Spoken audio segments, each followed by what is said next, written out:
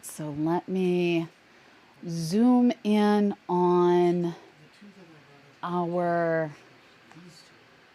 Can you give me an audio test, please? Can you hear me? I can indeed. Oh. Oh. What's wrong? What's wrong? Can you hear this? No. Good. What am I not hearing? Like a huge thunderstorm happening right overhead. Oh, it's no. pouring rain. We've got some hail. Wow.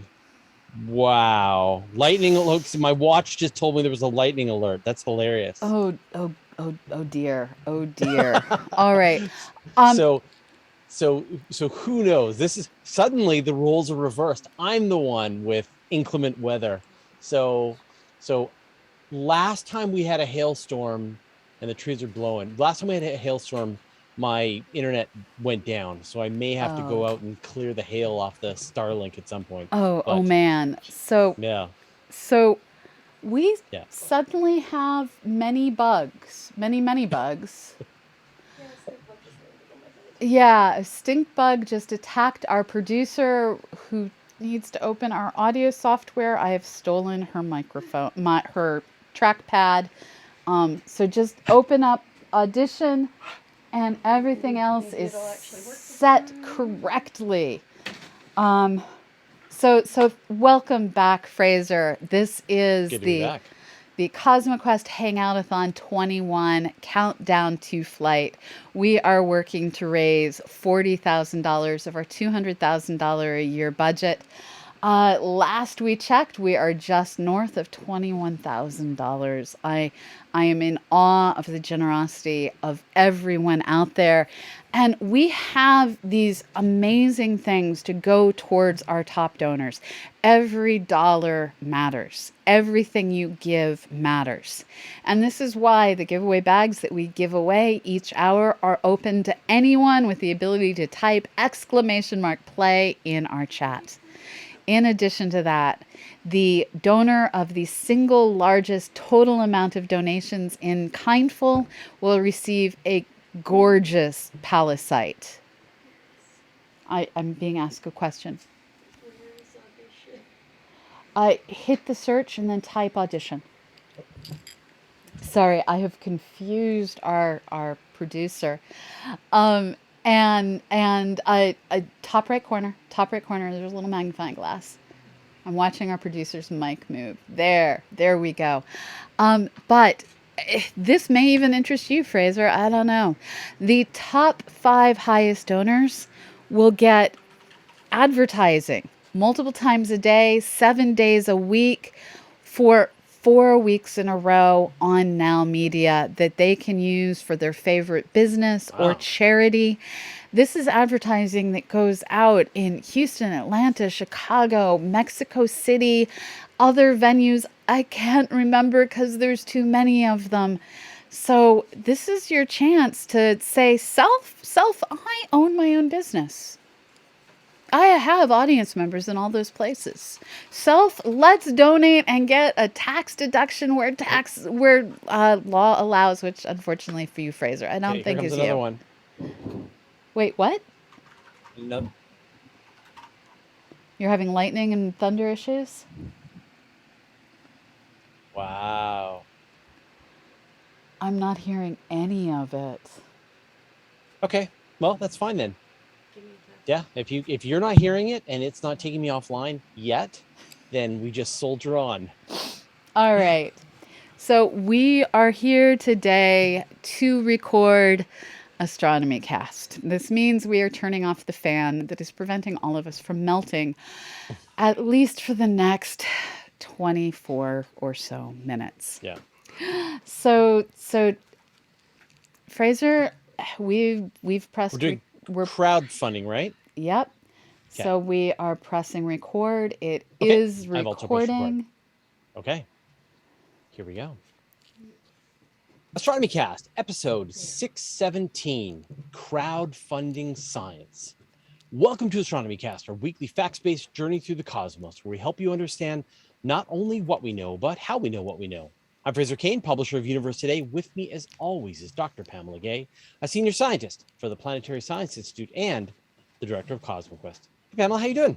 I am doing remarkably well for someone who is now in, I think this is hour 30 at this point, of 36 hours of streaming. There may be a few words missing from my brain, but there's a lot of joy in my heart. Yeah, you were able to sleep last night a little bit, right? You got a nap? Yeah, I slept for about 5 hours, and tomorrow I will be sleeping a little bit later and then joining my team, and I suspect we're going to be eating food and watching Dune because 'tis the season. 'Tis the season. Tis Dune season. Yes. Excellent. Well, congratulations on the Hangout-a-thon so far. Of course, when the people listen to this episode, it will have already happened, but here we are. All right. Speaking of Hangout-a-thons, funding for basic science has always been tricky business, coming mainly from universities, government, companies, or wealthy individuals. But who knows how many fascinating discoveries were never made because of a lack of funding. And we now live in an era where regular people can come together to fund scientific discoveries.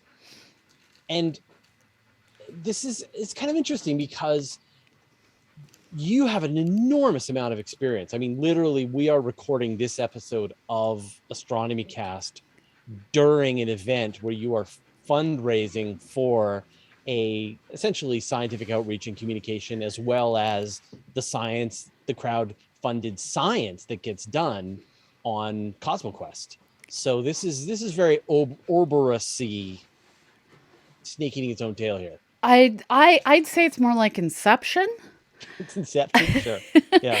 It's one of these things where a lot of people have realized that there's just not enough funding going to science, especially when you consider that we've put so much money and effort into encouraging people to seek out careers in science. Yeah. And so every year we're graduating almost enough people to create an entire new national industrial astronomy complex. But we're only offering a handful of jobs to all those people.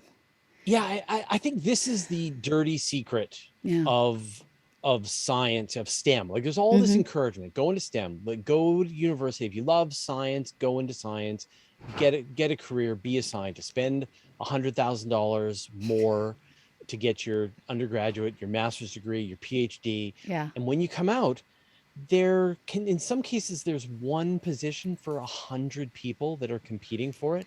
There is a serious lack of funding. And then the funding that is there is directed towards sort of established institutional needs, corporate demands, government, political bent, or just the whims of some crazy rich person. Well, and there's even more strange details to it than that. So one of the strange things is any given year, there will be hundreds, perhaps more, proposals submitted to the National Science Foundation, all on November 15th, for astronomy, planetary science, planetary geophysics proposals. All of these proposals go in, they get divided up into different panels. Galaxies go over here, stars over there, computational people over here. And each of these panels then has to go through these proposals, rank them from excellent down through to poor. And you might end up with 5, 6 proposals, all of which the panel really wants to fund. Yeah. And there's money for 2. Right. Or 1. Yeah. Yeah. And sometimes you'll run into situations where the highest ranked proposal is also the most expensive, and choices have to be made between, do we fund this project over here that all the money goes to one collaboration to do this really awesome big thing, or do we fund these 4 smaller projects that fund the same number of people, but to do 4 different things. And honestly, they will make the decision usually to fund the 4 different small things. Yeah.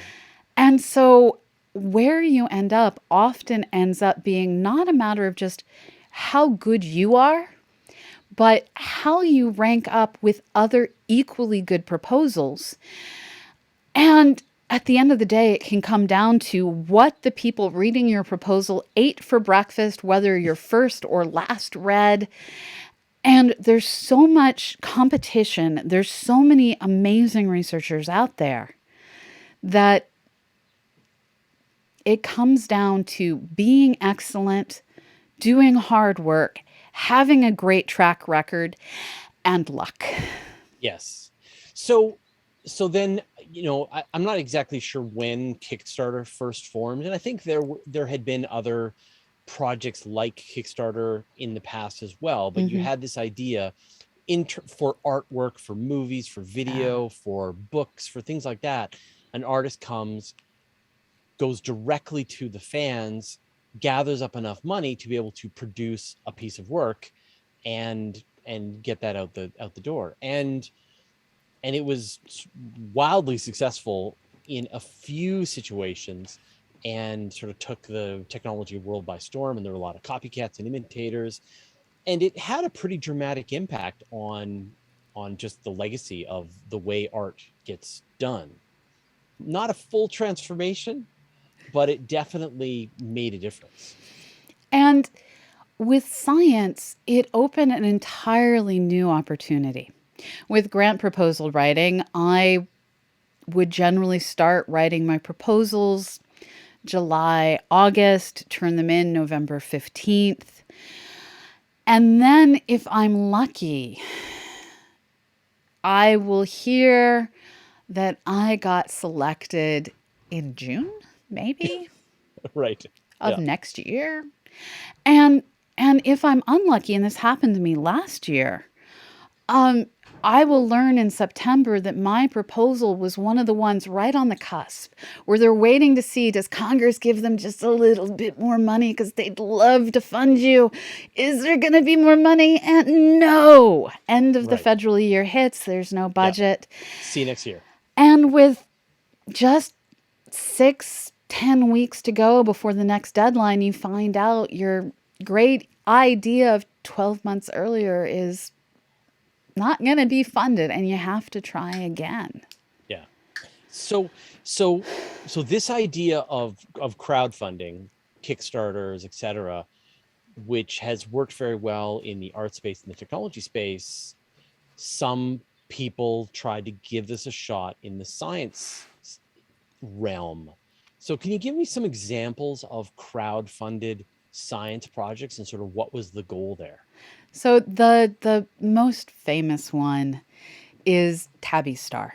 There was a researcher, I believe at Penn State, and she had this amazing discovery of this oddball star that was dipping in brightness in ways that just made no sense from the initial observations. And when your initial observations make no sense, you get more observations, but observations can take money, they take time, they take resources that she didn't have. And this was a variable star, which meant there was a short lead time. She needed the data now before the star either stopped its weird behavior, perhaps permanently. And so she said, hey, folks of the internet, step forward and help. And you've interviewed her, I believe. I don't think I've actually talked to her specifically. No. All right. But I'm very familiar, and Kimberly Cartier, who was on the Weekly Space Hangout, was part of the larger team that helped discover it and do analysis of it. And so we had somebody on our team that we were able to talk about it all the time and make a lot of never-ending megastructures jokes, much to Kimberly's horror.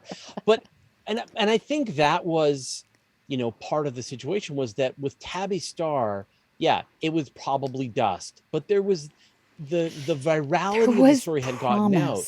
that it was maybe there could be a megastructure, there could be some kind of alien megastructure, something we'd never seen, and it really captured the imagination of people. And so when it was time to try and find some funding, there was enough already mind share out there that people were willing to sign up and help raise funds. And I mean, they raised hundreds of thousands. I don't know exactly how much they raised, but they raised enough to do their study. And this was an amazing example of what is possible when you can capture the public's attention and say, there is no way I can get federal funds fast enough. There's this awesome possibility. Will you help me explore this? Yeah. And go ahead. It doesn't end with just the scientific discoveries. There was projects put forward by the Planetary Society to test spacecraft. They were crowdfunding spacecraft. Right. Was that the solar sail spacecraft? That was the solar sail, yeah. Yeah. So talk about that. So I mean, with Tabby's Star, it was a fairly standard Kickstarter kind of arrangement. How did the Planetary Society go about it? So the Planetary Society partnered with pardon me if I accidentally script this number, I know you will correct me. They partnered with the B612 Foundation. Was that correct? Yep. Okay, yep. They partnered with the B612 Foundation, and together they looked to crowdfund money. I don't remember particularly if they went through Kickstarter. They had everything channeled through their website seamlessly. And they said, this is our goal. If we do this, we're going to put a sunjammer solar sail not attached to a yacht up in space that you will be able to potentially see with your eyes as we explore the potential of this new technology. Once again, it was a story that people wanted to see played out. And it's often that story that matters so much. And Lightsail 2 is flying right now. And we saw X-Corps work to crowdfund through more traditional means, the development of their space plane, and over and over, Planetary Resources did the same. We have seen companies come out and say, we want to do something amazing. NASA's not going to throw us a bone. Can you throw us some help? Mm-hmm. And there have been a bunch of others that have blended that, that have not worked. Yeah. There was the Mars One group that were trying to do crowdfunding to send colonists to Mars. As you said, there was Planetary Resources, and various mining companies have gone out of business. There were plans to build satellites that would put a little picture of yours in front of the satellite, take a selfie with the Earth. So I think so far, and both of us are in this field quite a bit. Yeah. There are a few examples where it has worked. Tabby Star is maybe the best one. Yes. You worked on a project with Alan Stern. Uwingu, yes. Uwingu, yeah. To work on exoplanet naming, and that came pretty well out of the gate, but had trouble going beyond a certain point. Right. And are we too early, do you think? I don't think we're as much too early as scientists aren't always taught how to tell a good story. And we are so used to approaching the billionaire investors. Actually, we're not. We are occasionally used to approaching the billionaire investors. Right. We are sometimes able to sit down and talk to the foundations. But most of the time, we're sitting down across the table from someone at the National Science Foundation at NASA, and we're saying, okay, what are the things that you're looking to fund right now? What can I do to help make my proposal better and more competitive next time? And we're taking what we learn, leveraging it into the traditional 20-page paper we put together of facts and figures and words and graphs and references. I had a reference section that was 8 pages long once for a 20-page document. Yeah. But So, oh, that go ahead. Please that's continue. not how you talk to the public. They want a story. They want to Hmm. feel a part of what you're doing. And it is one thing to say whatever fact it is that most interests you. We haven't discovered more than 96% of the largest asteroid class out there. There are still dinosaur killers waiting to hit us. If I just say 96%, you're like, that's most of them. But as soon as I put it in the context of there's still killers out there waiting to hit us, Yeah. now you care. Right. Right. It's telling the story, but it is kind of interesting to me that, I mean, and I think that's part of the problem as well, is that maybe only the best stories Yeah.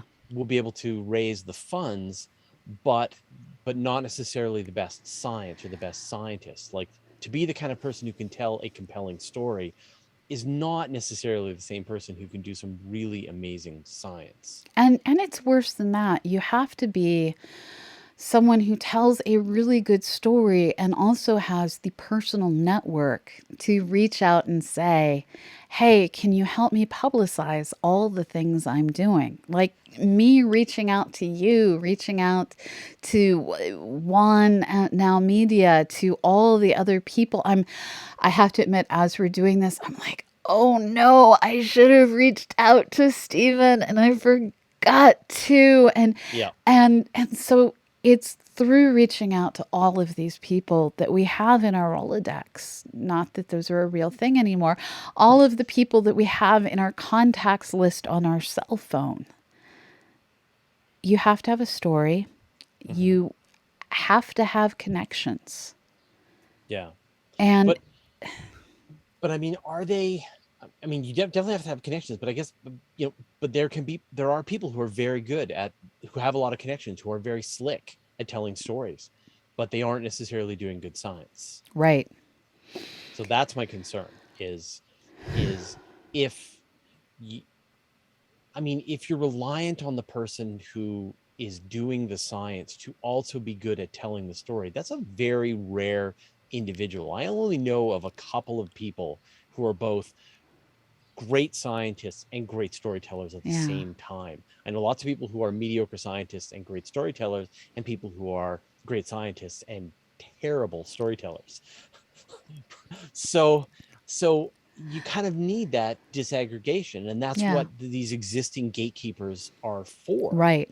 So how do we get to a place where we've got no gatekeepers, where the best science can reach the imagination of the most people who are willing to fund some of these projects? Well, do you invest much money in Kickstarters? No.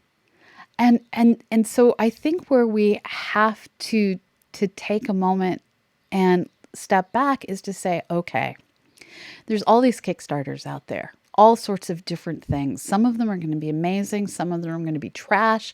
Some of them, there was a great looking keyboard. They already had prototypes ready. They had testers. I spent my $99 to get this amazing ergonomic keyboard in like 2007. Yeah. Yeah, I Never mean, delivered. Kickstarters are mostly uh sort of a faith. I mean, you're it's entertainment. Kickstarters are entertainment. You're not there to get a product, you're there to cheer on people who are going to try something bold, you hope. We definitely learned that over the last decade. I think with science, though, that's no longer an issue. No one is necessarily expecting you to deliver alien life. No, They want you to hopefully. try. And I think that, like, for example, I find that a lot of the people who support the work that we do on Patreon, they don't want anything in return. They Yeah. don't want to have a meeting with us. They don't want to have a signed autograph. They don't want to have any of that stuff. They just want to know that we're able to do the work that we're doing and continue doing it and benefit humanity in our way. And it feels like with science, it's more like that. Like, in theory, that top reason why people want to support the work that people do, you've totally disconnected the the outcome, the reward, the prize. Just And support the discovery. and this is where I think with crowdfunding, people will say, okay, there's this up and coming company that is creating something that looks pretty awesome. I'm not sure because they're new. Let me just throw, well, what's the lowest reward level that gets me a chance to get something cool? I know I did that with Hyper and their dongle for the iPad a number of years ago. And Have you bought a lot of Kickstarters? I have bought a lot of Kickstarters. Yeah, all right. This goes back to my belief that if you're going to be part of a community, you need to be part of the community. Mm-hmm. If I'm going to be here asking people to support me through Patreon, I need to be out there supporting the things I care about on Patreon. Do I listen to Escape Pod on the regular? Yes. Do I support escape artists? Yes. Yeah. And yes. Same for me. I mean, I actually put a lot of money into Patreon, which I find is a better bang for my buck than, say, Kickstarter. well, and I agree there by and large. But there are things that I'm willing to say, this is a company that's put out these 2 or 3 products already. They've proven themselves. So I'm going to see if this upgrade to the really cool phone mount for bicycles that they have created, I'm going to see if this new one that happens to match my new bike is as awesome as they say and throw money at this potential. Right. And yeah, there's been a few times where I've been really sad over the years, where I've been waiting for something that I was promised before Christmas and it came the following spring. Bobox, I'm looking at you. So you just have to sometimes trust and give people the chance to show their true colors. It's interesting, like on the journalism side, that is starting to get figured out. There's Substack, for example, where people are doing paid newsletters. And for a lot of journalists, the amount they make from that Substack is pretty significant. And I wonder, like, say you're making, say, $10,000 a month as a scientist through your Substack. I'm not even sure what that would look like, but you'd be making money month after month after month. So $10,000 a month at the lowest Substack 5, that means you have 50,000 people reading your newsletter. No, hold on. Like, say you're making $10,000 a month, and you're paying they're paying $5 a piece. I did the math backwards. Yeah. So $10,000 a month, that is 2,000 people. Yeah. I've been awake a lot of hours. I really am a PhD clearly. researcher. So 2,000 people, it's that idea of the 1,000 true fans, 2,000 true fans. And so say you're making $10,000 a month as a scientist. Now that's a lot to be making as a scientist. Yeah. But you're also paying for your research. You're paying to do publication. You're paying for journal fees. You're paying health grad insurance. Students health insurance. You're paying for a facility. Yeah. Like, but can you get 2,000 people who are excited enough about the work that you're doing to pay your way month after month after month as you continue to do research and continue to publish papers? I think there is. Yeah, I now want to move our newsletter to Substack. I won't. We give our newsletters away for free. Yeah. But yeah, I mean, I give my newsletter away for free. I mean, maybe I could. I mean, I've got about 50,000 people on it, but I don't know what would happen if I moved it to Substack. Probably less. Yeah. But yeah. But it is interesting. So I think, I've been very frustrated that this idea of crowdfunding hasn't worked for scientists yet. That it feels like it should really be there. That you've got tons of people who love to watch documentaries on YouTube about space and astronomy. You got people that watch Cosmos, people who are totally into science fiction. Like scientific discovery is this huge through line in our culture. And then on the other hand, you've got scientists that are starving for funding to be able to do the kinds of work that the enthusiasts would love to see. And I think I actually understand part of the problem. Over the years, I've spoken with venture capitalists about what would it take to get funding for our projects. We're running CosmoQuest on $200,000 a year. That is less than the yearly salary of your average IT worker who actually can rent an apartment in San Francisco. Yeah. And I know what they want. And what they want is a business model that shows how you're going to become profitable in the long run and no longer require their help. Well, they want an exit. Well, they want an exit, yes. They want an exit. So they want to invest in you, give you $1 million, and they want to turn that $1 million at a good shot of turning into $100 million.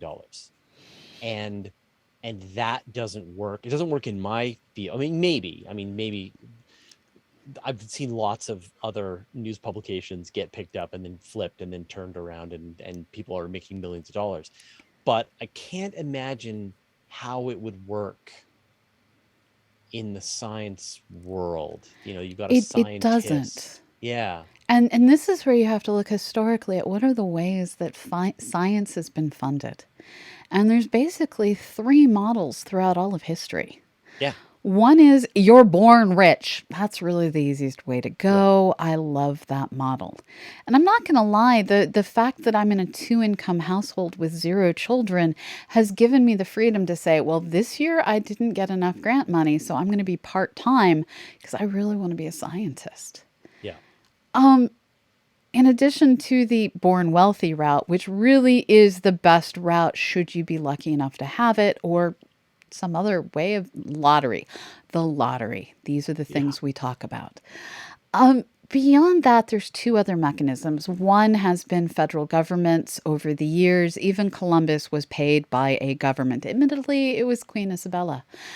But beyond governments funding science for the betterment of their own national security, there's often been the rich gentlewomen at times, but not as often, who have said, I kind of like what you're doing. Let me fund you.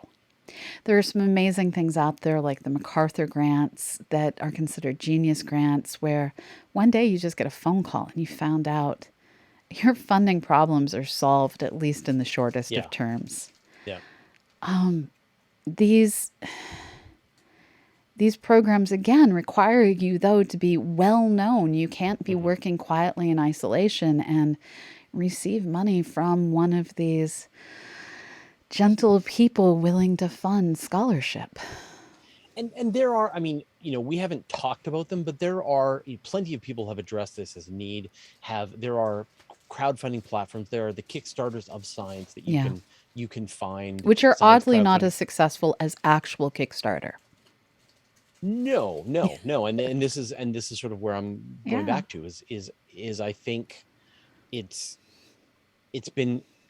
hasn't been figured out yet. Right. No one has cracked the code. No one has solved this yet, and yet the need is big on both the need for new discoveries and innovation that comes from outside of the mainstream, but also from the need for the scientists, these people who are getting these degrees, they're preparing themselves for a career in science, and yet there are no opportunities, so they have to spin their wheels or go into the corporate field or whatever. So and there's one other factor to this that we have to acknowledge, and that is the factor of bias.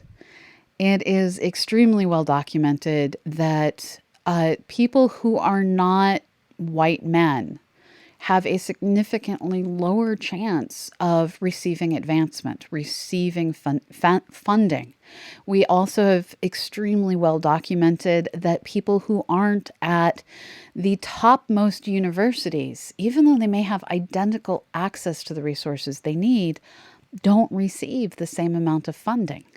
There is a click system of where you are and who you are that helps decide what your possibilities are. And there's also the problem of what's called the second shift. This is where during the pandemic, we have seen so many women having to leave the workforce in part or in whole because daycares for children and elders have been shut down, and someone has to pick up the job of, well, taking care of the people who need it and providing the homeschooling. And there is still an uneven distribution of chores within the home. And I am so proud to have worked with you and Phil Plait, who both were people who stayed home with your children. But as much as I adore you for everything that you did, you are not the norm, which is part of why I Right. adore you. And so So all of these things factor in. so we're sort of reaching the end of our time, although this is sort of, just like a rambling conversation that we could talk about this for hours. It's true. But like, let's imagine something happens, some successful crowdfunding event appears, Yeah. someone cracks the code on this. What do you think it would look like to say, okay, people are starting to understand, maybe we've got a new way of doing things? What do you think it would look like? So I think in part you have to have a bit of anonymization of who it is that's getting funded to remove the cult of personality that can occur. Mm-hmm. But you also need commentary. And this is something you and I have talked about before, where you need peer review, but it doesn't have to be the formal journal system. And this is where we're starting to see various platforms that allow you to upload your research papers and get feedback from the community. I would love to see a place that allowed people to post their research ideas, what they're seeking funding for, have known individuals providing critiques so that you know you can trust the people providing the critiques, and then invite the world in to say, well, let's give money to the things we believe in. And perhaps everyone pitches in a bit of money. And just like school elections used to be, you drop your marble in the jar of the thing you believe in. But at the end of the day, there can only be one winner, or maybe 5 winners out of 50 applications. Mm-hmm. And it does become something of a popularity contest, but it's another route. And at the end of the day, that's what we need, is more ways to fund science in this world where the funding for science is being held flat as inflation increases the costs of everything around it. I think it's just a cultural norm. I think that just the way people will buy expensive trucks, the way people will buy furniture for their homes, whatever, that I think that we need to get to a place where culturally we are willing to pay money directly to donate money for science programs, and for scientists to be able to fund the work that they do from that route. And I think if we can get enough examples of that, we should be quite successful. So I feel like just this disaggregation of everything, the lack of gatekeepers now, the rise of crowdfunding platforms, the ability for people, at least in my field in journalism, to be able to just make a living from doing their reporting without necessarily need to be under a big masthead. We're going to get there. We're going to get there. I don't think we're that far away. And I look forward to that day. And Yeah. we are here with Astronomy Cast, thanks to the generous contributions over on Patreon, patreon.com/astronomycast. And you have your Patreon for Universe Today. And I love the fact that you have so many fewer ads now. and and then we're here with CosmoQuest X, and we all work together. I have gone to you more than once and said, hey, I have this amazing person. I'm short on funding. Can you pick them up? And you've done the same. And it is a community where we work to keep everyone going, keep everyone employed, and keep the science flowing. And I really couldn't ask for a better collaborator to spend, well, half my adult life with. And we couldn't do it without the hundreds and hundreds of people who donate. So I guess we're the example of this working. It is true. We Yeah. really are. All right. Thank you, Thanks, Pamela. Fraser. All right. We'll see you back to our regular schedule next week. I It hope. is true. It is true. All right. Bye bye, Fraser.